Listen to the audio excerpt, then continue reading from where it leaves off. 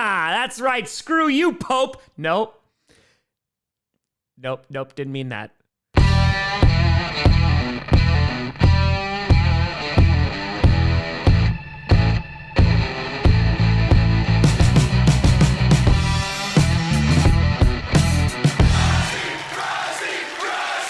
Grossi Posse Packer Nation. Welcome to an episode of Packers, the podcast where you don't have to be a Packers fan, but it sure does help. I'm your host, Tom. The Bears still are pretty good, but for today, sucked. Grossi, and today we are going to be talking about the Green Bay Packers win over the Chicago Bears with a score of 28-21. And listen, let's talk about the hype that was behind this matchup. First of all, the Bears have been on a win streak heading into Lambeau Field this week. They were the #1 team, not only in the NFC North, but in the entirety of the NFC. If the playoffs ended before today's game, they would have a first-round bye. That's how well the Bears have been doing. And there have been plenty of folks in sports media that have been picking apart Chicago, going, well, their defense, or let's take they're barely winning football games. It doesn't matter. You know why? Because it's really difficult to win football games in the NFL. When you look at a team like the Broncos, who offensively, sometimes they struggle, they've won 10 straight games. The Patriots, with a softer schedule, they've won 10 straight games. Do you hear anybody complaining on either of those teams for winning games? No, it just seems like other football fans or sports media personalities are complaining about them. But the point is that if you've watched the Chicago Bears this year, they have drastically improved, and I've been talking about them for weeks on this channel. They lead the league in interceptions. They have 18 because they got one today on Jordan Love, and they've been finding different ways to win the game. Hell, they just ran on the defending Super Bowl champs 281 yards on the road, while the Packers and Lions could not beat the Philadelphia Eagles. And so heading into this game, I had a feeling it was going to be close. And guess what? It was. And it really was a tale of two halves for this game. The Packers were dominating in that first half, especially on defense. Caleb Williams couldn't do anything. The pressure was constantly getting home.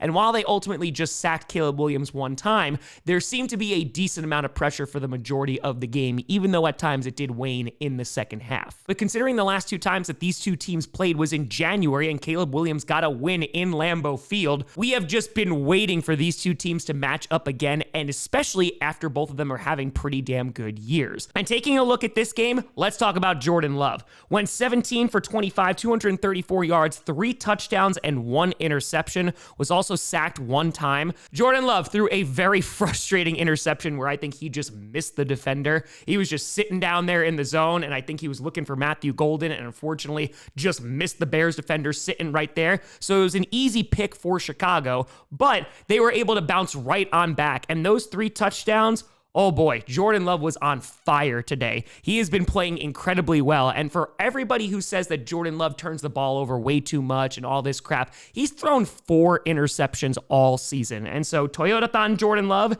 is still alive and well. On top of that, Josh Jacobs, what a hell of a day from him. 20 carries, 86 yards, and a touchdown. The Packers had 117 total rushing yards. But there was one play in particular that was really important. There was about 5.5 minutes left to go in the game.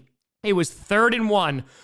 And the Packers decide to pitch it to the right side, and there's a whole bunch of Bears defenders that are closing in, and it looks like Josh Jacobs is going to go down for a loss. He winds up breaking a run, getting about 21 yards on the play. So Josh Jacobs, a hell of a play and a hell of a runner today. On top of that, Christian Watson had an unbelievable day. 4 catches, 89 yards, including 2 long touchdowns. On top of that, Bo Melton had 1 catch, but had a 45-yard touchdown. And like I said, the placement in which Jordan Love was throwing today was really damn good.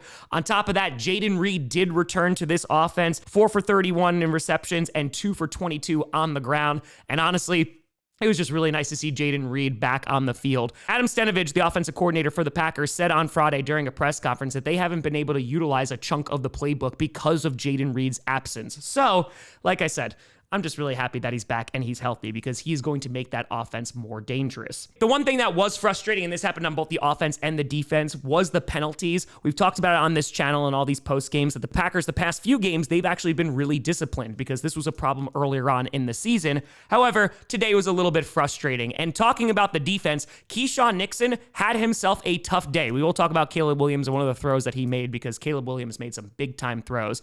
But it was a frustrating day for Keyshawn Nixon. He got called for a penalty, even though he wasn't the one that was initiating it. But hey, whatever. He made the play of the game with the interception at the very end, sealing the win for the Packers. It wasn't a great throw from Caleb Williams, who again had a really good game. We'll talk about him in a moment. But Keyshawn Nixon able to get some redemption, getting the big time interception, and that was the only turnover that the Packers forced today. Speaking of the defense, there was still no Lucas Van Ness. However, Quay Walker did return, and he was a major player when it came to tackles. The defense, as I mentioned, was getting a bunch of pressure. Micah Parsons had 8 pressures and 2 QB hits today. But I do have to talk about one thing because, good God, I know the Packers won this game, but the holding calls, or should I say the lack of holding calls, were egregious against Micah Parsons because he was being held all day. There were some that were happening right in front of the officials and it was not called. And listen, I know what kind of league the NFL is. You look at any of the elite pass rushers, right? The Watts of the world, the Parsons of the world, the Myles Garrett of the world, the Nick Bosas of the world, the Aiden Hutchinsons of the world, the Max Crosbys of the world. You get my point. There is going to be holding all the freaking time on these guys. And hell, we have seen it all season with the Packers, and you saw it when Micah Parsons was on the Cowboys. But today, yeah, it was really frustrating. So much so that Matt LaFleur is like, I guess I don't know what holding is anymore because they were just not calling anything today. Sorry, that's my rant. Officials, do your job. I get it. You can't call it every single play. But come on, man. You had the 1 sack on Caleb Williams. Kingsley Enagbare had a really nice sack. And for the first half, the Packers, like I said, were incredibly dominant. As the game went along, the Bears started to crawl their way back, and they put together some really nice, long, sustained drives. And ultimately, this turned into a really close game. Caleb Williams, 19 for 35, 186 yards, 2 touchdowns, and interception. And as I mentioned, only sacked 1 time. And that interception probably was his worst throw of the day. He definitely did miss some throws, but damn, that throw to Zacchaeus went right through Keyshawn Nixon's hands, and you can argue that Keyshawn Nixon needs to make that play, but that's a great throw from Caleb Williams. On top of that, he was able to roll out to the right on one of the plays and hit Loveland down the sideline.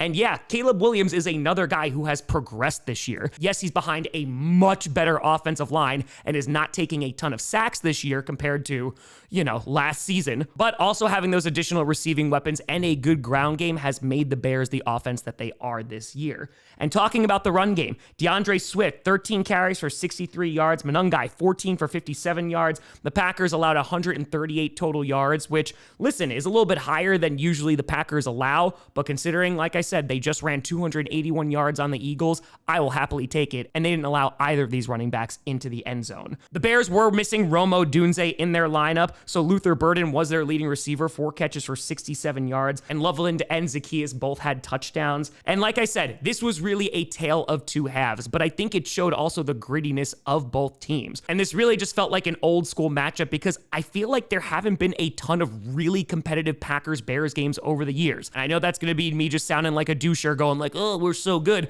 But seriously, like the 2018 season, you had some really close matchups. Obviously, Caleb Williams won against the Packers this past January, but this was a really good competitive game. Both teams made mistakes. Both defenses stepped up when they needed to. Both offenses made big plays. And I'm super excited for their primetime game that's coming up in a couple of weeks because, yeah, this was one hell of a divisional matchup. And for the Packers, this was a huge win in the standings as we get closer and closer to the playoffs. They went from the 6th seed all the way to the 2 seed in the NFC and are back now on top of the NFC North. The Bears, they went from the 1 seed all the way down to 7. And so, especially in a very competitive NFC, it is going to be a crazy finish. And for the Packers, they have 4 games left. They got the Broncos, then they got the Bears on Saturday night, they got the Ravens, and and then they got the Vikings. But the big shift from where they were last year, the Packers right now are 4-0 within the division. They swept the Lions, they already beat the Vikings once, and now they beat the Chicago Bears. And this is a huge improvement considering they had one win over the division last year. They were swept by the Vikings, they were swept by the Lions, and they only had one win against the Bears, which was just because of a fingertip and they blocked a field goal. And so yeah, Matt LaFleur heading into this year said we need to play better against the division. They have done just that. And so for the Packers, the current number 1 seed is the LA Rams, but they got 2 games back-to-back that are tough. They're going up against the Lions on Sunday, and then on a short week, they got Thursday Night Football against the Seattle Seahawks in Seattle. And so right now, the Packers are in control of their own destiny. If they win out, the worst that they can do is the 2 seed, and if the Rams wind up dropping a game or two, the Packers could even potentially get a first-round bye. But they got a really tough game against the Broncos next week in Denver. The Broncos have had the Packers number for a bit. I know the last time we went and played there, it was a tough game. It was when Jordan Love was not really Jordan Love yet. But Jordan Love right now is having a phenomenal season. He is playing very, very well. So it should be a great matchup against Denver next week, who has won 10 straight games. And Perna, we're coming for you. But folks, let me know what you think down in the comments below. Bears fans, hell of a game. We'll see you in a couple of weeks, and I'm looking forward to it and this rivalry turning a new page. But let me know what you think. You guys, find me at TomGrossiComedy.com. A big shout and thank you to all the Patreons and YouTube members for supporting this channel, and thank you so much for watching. I'm Tom Grossi, and as always, go Pack Go.